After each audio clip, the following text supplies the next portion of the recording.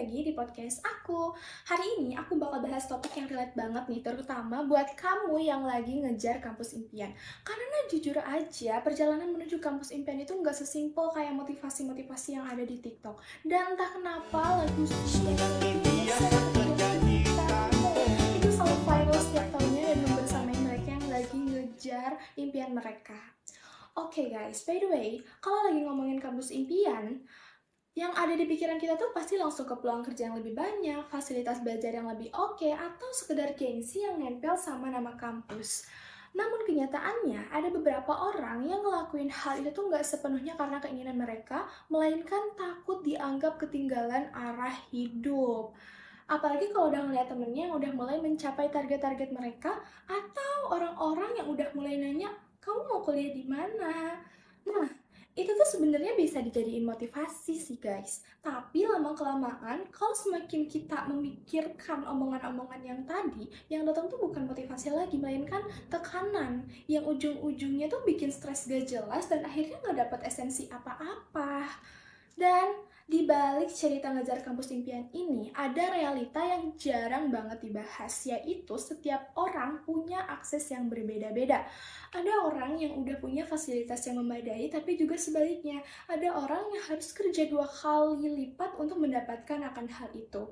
Dan inilah kenapa Sustainable Development Goals number 4, Quality Education, itu penting banget, yang dimana berbicara tentang soal pendidikan yang berkualitas untuk semua orang tanpa memandang ekonomi, lokasi, dan lainnya. Nah, tapi sayangnya pendidikan di kita tuh masih belum merata.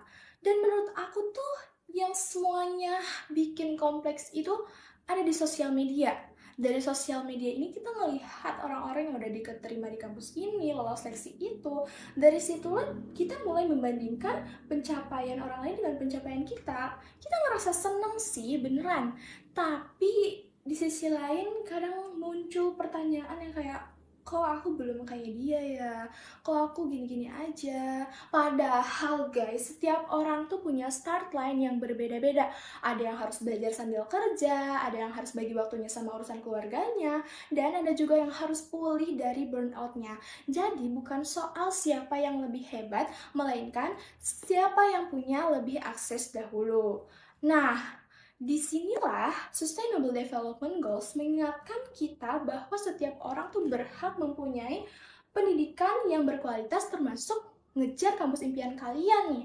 Harapan kedepannya, akses pendidikan semakin merata, fasilitas semakin setara, dan rendahnya tekanan sosial. Supaya perjalanan menuju kampus impian itu bukan cuma soal bertahan, tapi juga benar-benar mengejar apa yang kita inginkan dan apa yang cocok dengan kita.